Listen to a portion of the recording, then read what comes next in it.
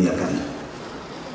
Dengan jemari tangan seraya mengumpulkan syukur, kita panjatkan kehadiran Tuhan Yang Maha Esa atas limpahan rahmat dan University Club Universitas Gadjah Mada, dan selamat berjumpa dalam acara Fokus Group Discussion kerjasama Kementerian Pekerjaan Umum dan Perumahan Rakyat Republik Indonesia dengan SDMM. Kepada beliau kami silakan. Akan kita lanjutkan sesuai tuntunan agama Islam. Kepada Bapak Ibu hadirin yang berkeyakinan selain Islam, wahai zat yang ditanam segala nikmat, sehat dan kesempatan, segala sanjungan dan rasa syukur hanya kepadamu dipanjatkan. Seringkali sibuk urusan duniawi yang seringkali lupa eksistensi. Perjuangan kami untuk ilmu bernilai kemuliaan. Sekiranya sedekah Universitas Indonesia, Universitas Gadjah Mada, Universitas Diponegoro, Universitas Brawijaya, Institut Teknologi Bandung, dan Institut Ibu Kota Nusantara yang kita banggakan. Akhir kata, saya ucapkan selamat mengikuti kegiatan FGD Isu Strategis dan Kebijakan Penyelenggaraan Pembangunan Ibu Kota Nusantara bersama para guru besar bidang sumber daya air. Semoga Allah Subhanahu wa Ta'ala senantiasa memberikan limpahan rahmat taufik hidayahnya kepada kita semua. Amin ya rabbal alamin. Dan kebijakan penyelenggaraan pembangunan IKN.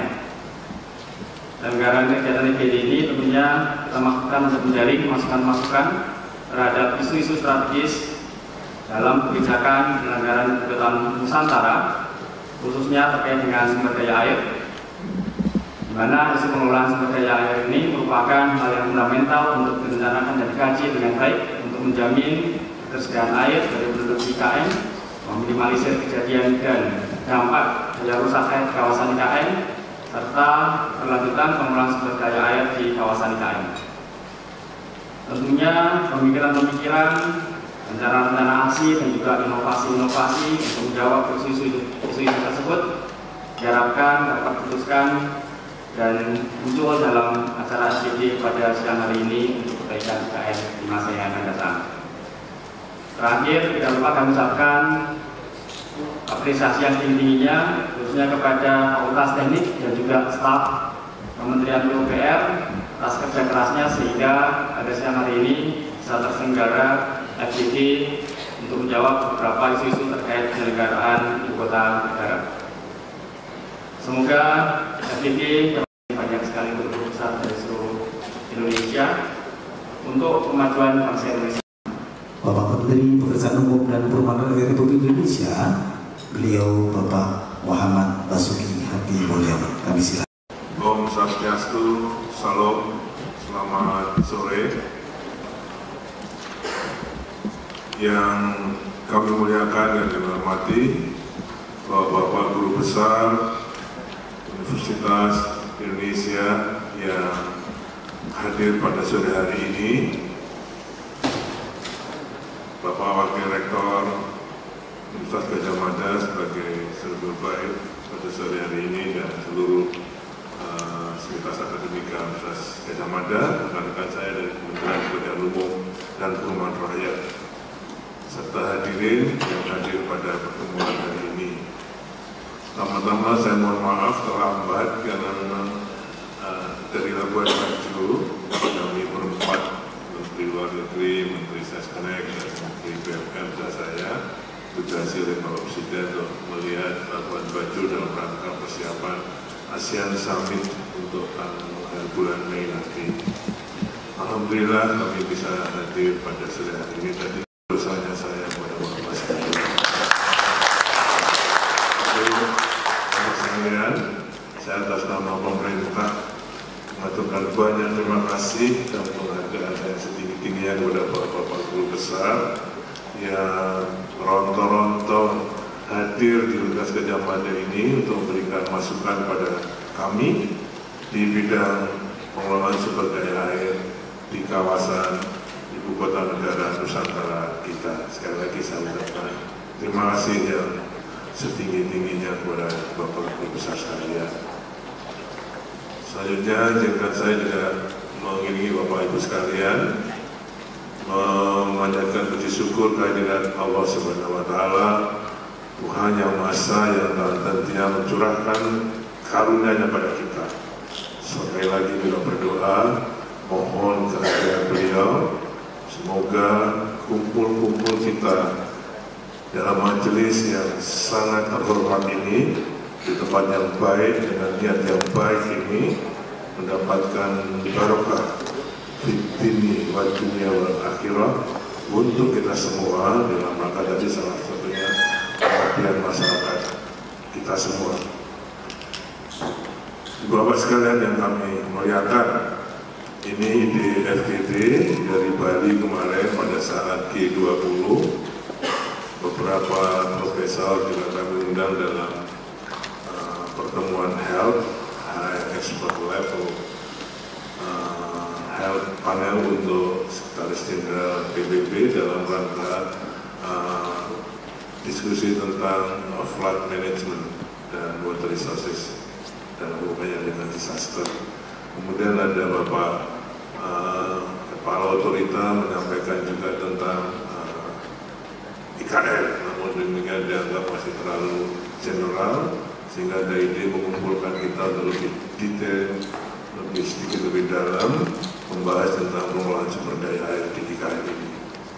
Bapak sekalian, ada dua hal nanti yang akan dibahas secara detail. Pertama tentang penyediaan air baku di IKN. Nanti ada Pak Direktur Jenderal Sumber Daya Air Pak Jarod. Kemudian untuk air baku ini memang di sana dari ekuator, jadi sumber daya airnya sangat terbatas. Kita harus sangat hati-hati sekali mengelola sumber daya air ini. Pasti yang sangat diandalkan adalah sumber air permukaannya, sedangkan sumber daya air tanahnya sangatlah terbatas. Ini nanti akan disampaikan oleh Pak Jarod, sumber-sumber air mana saja yang sedang dan akan kita kembangkan. Ada beberapa hal di sana. Nanti sembari untuk melakukan air baku, Pak Ali, Dr. Ali Setiadi dengan Pak Otani dari Aksio yang menugaskan ke sana, mengidentifikasi beberapa embung-embung yang bisa dikembangkan, sekaligus tidak hanya untuk pengendalian banjir, untuk estetika, karena ada 19 sampai 20 embung yang akan dikembangkan di sana. Estetika, banjir, dan air baku di kawasan itu juga.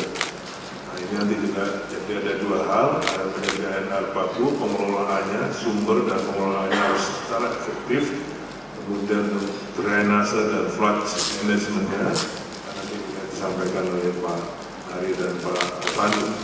Pak Dhani sebagai Wasatgas Pembangunan IKN itu juga akan menyampaikan secara benar tentang IKN dan progres tahapan pembangunannya dan apa yang sudah kita lakukan sekarang ini. Bapak sekalian, saya sangat bangga sekali karena support, saya merasa disupport oleh sedikitnya ini hanya wakil dari beberapa ratus guru besar yang tersebar di seluruh universitas di Indonesia. Jadi sekali lagi saya ucapkan banyak terima kasih dan mudah-mudahan kerjasama ini terus dapat kita lakukan. Saya kira secara formal kami sudah melakukan beberapa kerjasama dengan universitas melalui pengembangan super spesialis, melalui pengembangan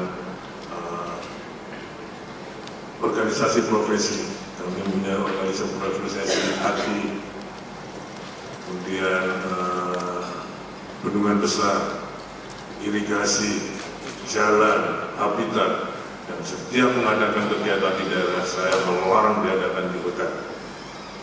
Saya mengarahkan untuk selalu diadakan di universitas yang ada di provinsi tersebut. Ini untuk membuat kerjasama yang lebih baik dengan juga mengajak generasi muda, para mahasiswa kita mengenal organisasi profesi di lingkungan pengembangan infrastruktur di Indonesia. Saya juga sudah mulai dengan kerjasama kalau ada training-training di PU yang kira-kira agak banyak, di atas 8 orang. Saya ingin mengajak 1 orang dari dosen di masing-masing universitas agar supaya ada dampaknya keberadaan Kementerian PUPR ini. Kemarin sudah dari Undip dan Umbra kalau saya ke Korea, dan dari Gajah Mada dari TB ke Jepang. Dan ini semua saya lakukan untuk selalu kerjasama praktisi, karena dengan training dan lapangan saya berharap cara mengajarnya akan jauh berbeda daripada yang textbook. Jadi saya ingin ikut cawe-cawe, ikut berkontribusi sedikit, memberikan kepercayaan diri pada dosen dalam mengajar. Bapak sekalian, para guru besar yang sangat kami muliakan dan kami hormati, tentunya FGD ini akan mendengarkan pendapat Bapak, Ibu sekalian, bukan pidato Menteri PUPR pastinya, tapi justru pendapat para guru besar dan panelis nanti, juga ada di Bapak panelis, Pak Budiwedya, Pak Vitoyo, Pak Joni, dan lain sebagainya, untuk memberikan pendapat yang aktual atas paparan dari Dirjen Sumber Daya Air, Pak Ali, dan Petani Pak Danis. Demikian harapan kami, kurang lebihnya saya maaf. Terima kasih pada Universitas Gajah Mada yang telah berlaku sebagai sohibul bain di dalam FGD sore ini. Kurang lebihnya mohon maaf. Assalamualaikum warahmatullahi wabarakatuh. Dan dalam sesi ini akan Wakil Rektor UGM yang kita hormati, Bapak Dekan Fakultas Teknik, setidaknya dicatatkannya dari 20 kita akan berdiskusi, karena di sini kita berkumpul adalah seperti yang diantarkan pada pengantar dalam surat undangan yang disampaikan hari ini, kita akan mendiskusikan terkait dengan yang baru ini. Bapak Ibu sekalian, kita sedang hidup dalam situasi iklim yang hampir intensitasnya mengalami anomali. Pemikiran Bapak Ibu sekalian, apa strategi yang akan kita kembangkan dalam pengembangan ibu kota ini? Tentunya hari ini sesi pertama adalah Dr. Insinyur Daniel Sidayat Sumadilaga, Master Engineering. Beliau bilang bahwa dalam waktu yang pendek ini kita mengeluarkan ide-ide yang sangat dibutuhkan untuk speed up pembangunan ibu kota ini. Kita sadar sekali bahwa membangun ibu kota bukan pekerjaan sehari atau malam. Ya. Mohon kira-kira 10 menit sehingga ya fokus kepada bagaimana tadi men-trigger sehingga setiap pulau itu kurang lebih 59% itu dari Pulau Jawa. Ini data bukan dari kami, dari statistik. Kemudian sehingga sering disebut bahwa pembangunan kita adalah Jawa sentris. Apabila dijumlahkan dengan GDP atau PDB dari Sumatera yang kurang lebih antara 19-20, kita jumlahkan antara Jawa Sumatera menjadi 80%, hampir 80%. Sehingga kalau kita lihat bahwa pertumbuhan ataupun pertumbuhan ekonominya tidak Sumatera, tidak Jawa sentris, tetapi menjadi Indonesia kota menurut saya. Tapi betul-betul bagaimana membangun pusat pertumbuhan ekonomi baru. Tentu saja pertimbangan mengenai kondisi Jakarta, mengenai kondisi daya dukung di Pulau Jawa yang sama kita ketahui terjadi penurunan, ataupun secara spesifik urbanisasi di DKI, saya kira itu juga menjadi alasan yang mendorong terjadinya pemindahan. Tetapi yang ingin saya tekankan adalah alasan yang terutama adalah betul-betul pemerataan ekonomi dengan memindahkan pusat pertumbuhan ekonomi ke tengah. Oleh sebab itu, next, coba saya ingin menggambarkan pindahnya mana next kepada gambar ini. Next. Nah, ini Bapak Ibu sekalian, next. Nah, ini Bapak Ibu sekalian, ini sebetulnya yang kita lihat bahwa yang akan direncanakan oleh pemerintah sampai dengan masa depan adalah kita berbicara luas sekitar 320.000 hektar. 260.000 adalah daratan, 60.000 adalah lautan. Nah, secara spesifik yang sering saat ini dibicarakan atau dibangun adalah sebetulnya yang nomor 2, yang kawasan inti pusat pemerintahan, yang adalah tujuan dari pembangunan IKN itu sebetulnya kita berbicara luas wilayah daratan sekitar 256.000 dan keseluruhan adalah sekitar 1.000 hektar. Kembali kepada statement awal saya, 1.000 hektar itu ada 9 wilayah pengembangan, Bapak Ibu sekalian, yaitu wilayah pengembangan KIPP yang sekarang sedang dibangun yang seluas kurang lebih 6.600 hektar.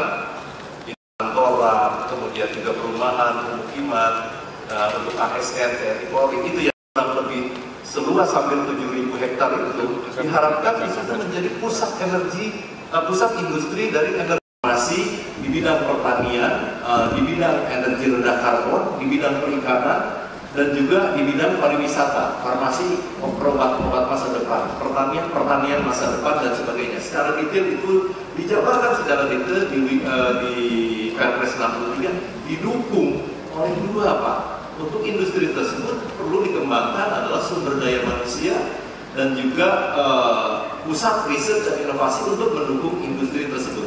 Jadi pada bagian pertama ini saya ingin menekankan bahwa kembali lagi tujuan utama dari pemerintahan itu adalah mengembangkan pusat pertumbuhan ekonomi baru.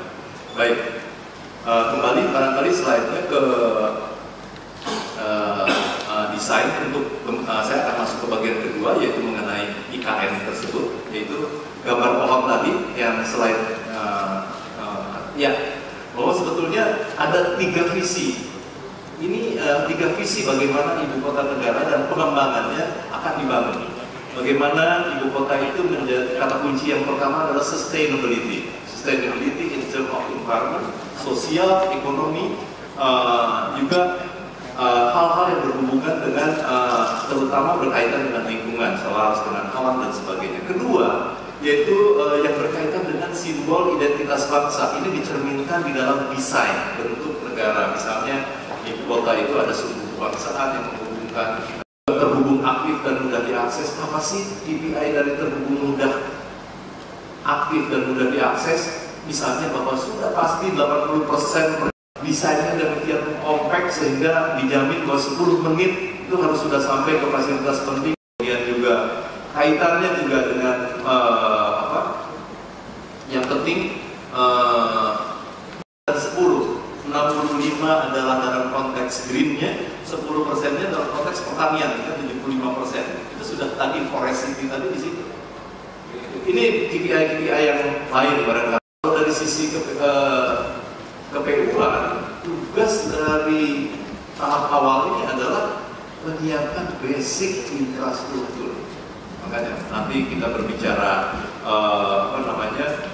penyediaan air baku, penyediaan air minum, kemudian juga tentu saja tenaga listrikan dan air sanitasi, kemudian sarana utama untuk suatu pemerintahan, istana, kantor dan sebagainya, dan juga menginisiasi sektor-sektor prioritas. Ini pada saat ini kita berada di 2022-2024. Ada tahapan selanjutnya 2025-2029 sampai kita betul-betul punya target di 2045. Itu adalah menjadi betul-betul diharapkan IKN menjadi kota dengan reputasi sebagai kota dunia untuk semua. Bapak Ibu sekalian, next kembali kepada ekonomi tadi, betul-betul bahwa di sana sudah ada 3 kota. Bagaimana ekonomi ini di Balikpapan adalah hilirisasi dan industri pengolahan, sedangkan Samarinda betul-betul adalah untuk basis didasarkan pada undang-undang dan peraturan pemerintah serta Perpres. Untuk hal-hal yang bersifat sangat teknis, rincian, itu adalah Perpres 63. Kemudian tadi disinggung juga ada berkaitan dengan lingkungan, bagaimana 50-70% terbuka hijau, kemudian konektivitas. Baik. Nah, baik. Ini transformasi saya kira kita harapkan ada transformasi berbudaya, transformasi melestarikan alam, baik kemudian transformasi bermukim. Saya sudah diingatkan mengenai waktu. Nah, ini dalam desain transformasi bekerja juga, bagaimana kita desain gedung-gedung, Direktorat Jenderal Cipta Karya dan sebagainya menjadi acuan di dalam desain. Nah, kemudian future-nya juga betul-betul didasarkan pada konsep smart city, kemudian smart teknologi dalam konstruksi jalan, kemudian smart dan green infrastructure, betul-betul misalnya dalam konteks sumber daya air, betul-betul akan disusun suatu integrated flood control management, bagian dari smart city, integrated urban water management, kemudian berbagai skema integrasi infrastruktur air juga, smart water system. Apa yang sedang dilakukan? Ini ada Pak Harya di sana. Ini adalah proses yang didahulukan oleh pembangunan bendungan Sepaku Semoy. Pak Harya kalau tidak salah sudah 83% Pak ya di sana.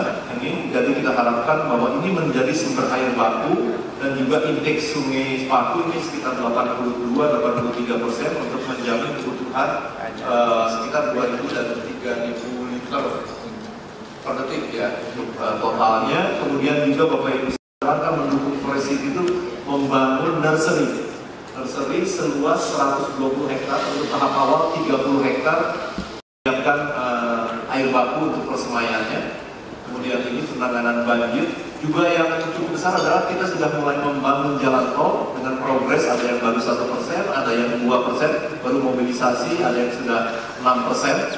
Ini Bapak Ibu sekalian, jalan tol sudah jalan, jalan Lingkar, jalan Sumbu Bangsa, land development, istana juga sudah mulai, dan kawasannya, kantor presiden dan sebagainya. Ini gambaran-gambarannya pada saat ini foto-foto minggu lalu Bapak Ibu sekalian, kebetulan saya ke sana, kantor Kemenko 3, 4 dan sebagainya sedang dalam. Dan kemudian juga ada yang menarik bahwa kita membangun khusus hunian pekerja konstruksi, di mana kurang lebih 22 tower ini dapat mendukung pekerja untuk tinggal bersama dalam satu kawasan, bisa menampung kurang lebih tenaga terampil maupun tenaga teknis sekitar 16.000. Ini sebetulnya penting. Kenapa kita menganggap penting? Kembali kepada tadi, bagaimana proses transformasi kita bekerja itu dimulai sejak awal. Bapak Ibu sekalian, biasanya kalau kita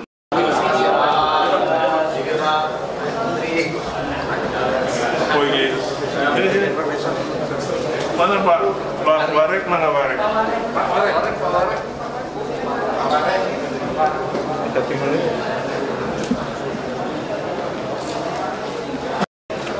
Coba kita aja, cek nggak usah. Oke, apa langsung? Oke, rekan-rekan sekalian, ini sore ini siang dari sore ini, alhamdulillah ada 45 guru besar dari seluruh Indonesia, dari Sakwala, Hasanuddin, UNS, Unibra, Undip, UTS, IPB, IPB, ya, Unisula, Samratulangi hadir dalam diskusi tentang pengelolaan sumber daya air khususnya di IKN. Ada dua hal yang dibahas ada detail, yaitu tentang penyediaan air baku itu dari kebutuhannya dan ketersediaannya, ya. Dan untuk pengendalian daya rusaknya, yaitu untuk banjir. Jadi kita prasarana PUPR yang sudah dibangun itu semuanya untuk air baku dan untuk pengendalian banjir. Pembangunan sepatu, intake sepatu, embung-embung, sanitasi, kemudian untuk sekolah IPA, itu tadi untuk air baku dan untuk air minum dan untuk pengendalian banjir. Termasuk tadi yang terakhir dari Profesor Maksum tentang transformasi tata kelola, tata kerja dalam rangka pembangunan proyek-proyek besar yang biasanya berdampak sosial negatif. Jadi disinilah bedanya pembangunan IKN. Makanya kita bangun 22 tower untuk pekerja konstruksi, bukan untuk siapa-siapa, bukan untuk ASN belum. Nanti minggu depan akan dirataskan. Tapi yang apa yang dibangun 22 tower itu untuk tenaga kerja konstruksi yang akan segera masuk. Jadi semua rencana kantor presiden, kantor Menko, kantor menteri, kantor yang lain, perumahan, wakil presiden itu dengan desain and build dari ditandatangani Desember 2022 dan dilakukan desainnya untuk jalan tol, jalan logistik. Nah, nanti ini Februari Maret baru mulai masuk pekerja fisiknya. Kira-kira total akan ada 16.000 pekerja konstruksi. Itu di sana tidak boleh dengan bedeng-bedeng. Semua masuk ke rusun pekerja, hunian pekerja. Jadi semua tertib, ya, dengan disiplin. Kita ingin cara kerja. Ini sebenarnya di migas sudah dilakukan lama, tapi di konstruksi sipil baru akan kita terapkan di IKN. Sehingga nanti nggak ada lagi bedeng-bedeng, nggak ada lagi misalnya kekumuhan, warteg, insya Allah bukan kita nggak boleh, bukan kita melarang, apa itu tidak memperhatikan, tapi itu semua higienis masuk ke dalam hunian dengan dapur umumnya. Yang 16.000 ini akan mengerjakan apa dulu Pak pertama? Kita di kantor presiden, istana presiden, kantor Menko, kantor menteri, jalan-jalan, ya. Ada intake, ada IPA, instalasi penjernih air, instalasi ini air limbah, ya. Jalan tol, jembatan-jembatan yang ada di sini. Jadi semua pekerjaan dasar. Pak Bes, tadi kan untuk penyediaan air di IKN sendiri kan tadi Pak Bes menyebut masih kurang ya, mungkin solusinya apa? Bukan kurang, jadi kan ada kebutuhannya kan. Tahun sekarang berapa dipenuhi dari mana, tahun nanti 2030 berapa dipenuhi dari mana, tahun 2055 tambah lagi karena penduduknya tambah. Kan bangun waduk atau sudah? Iya, sekarang kan baru waduk Pak Kusmoy. Nanti tahun 2045 atau 30 bangun Batu Lepek. Kemudian tahun 60 bangun Selamayu, itu semua. Yang terakhir juga dari intake dari Mahakam. Ya, lebih dari Mahakam kan jauh. Nanti ada kalau airnya. Pak, untuk bulan depan kan kabarnya Pak Jokowi akan mengajak investor ke IKN ya Pak. Ya, mungkin persiapannya dari BUPN seperti apa Pak? Tidak ada persiapan, hanya yang penting semua beliau akan menunjukkan progres pekerjaan. Sehingga para investor bisa yakin, oh ini memang kita jalan. Progresnya Pak? Ya, jadi progres fisik, jalan-jalan, land development, coupling, jadi Pak Presiden insya Allah bisa, oh kamu bangun rumah sakit di sini, universitas di sini, atau di sini. Pak, untuk kebutuhan air baku sendiri berapa dan untuk memenuhinya apa dan apa yang sudah dan akan dilakukan? Nanti datanya ada per tahun, bukan per tahun, per era gitu. Nanti Ibu lihat datanya, ya, supaya jangan apalat. Kebutuhannya berapa, ketersediaan berapa, butuh bangun apa lagi, itu ada datanya tadi. Ya. Pak, pekerjaan fisik dimulai tahun ini ya Pak untuk IKN, pekerjaan fisik dimulai Februari atau? Sudah mulai kan? Yang rusun yang hunian pekerja sudah hampir selesai, sudah mau masuk, sudah 500 orang masuk penghuni di sana. Ya, jalan tol sudah mulai, ya, sudah mulai 2 bulan yang lalu. Ya, ada 30 pekerjaan paket yang sudah ditandatangani kontraknya. Sudah mulai Mbak. Kalau anggaran tahun ini berapa Pak? Tahun 2023 ini 24 triliun untuk IKN. Untuk pekerjaan berapa Pak? Macam-macam Mas. Ada cipta karya, air, jalan, perumahan. Progresnya berapa persen? Apa itu? Saat ini progresnya berapa? Ini beliau ini ketua Satgas Pembangunan. Okay? Beliau bilang sekitar 14% sekarang progres fisiknya. Secara keseluruhan. Jadi land development, jalan logistik, jalan tol, hunian, kantor, progresnya 14%. On track Pak? 14% itu on track.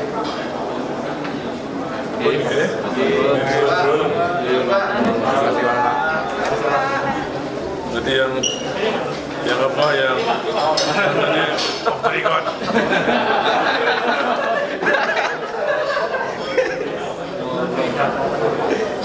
Ada Pak, ada ini, ada. Oke.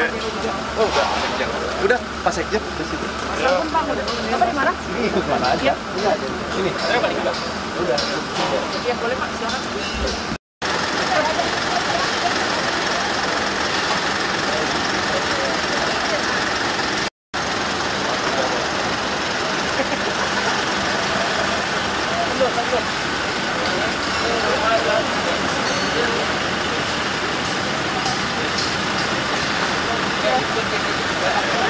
Nah, ini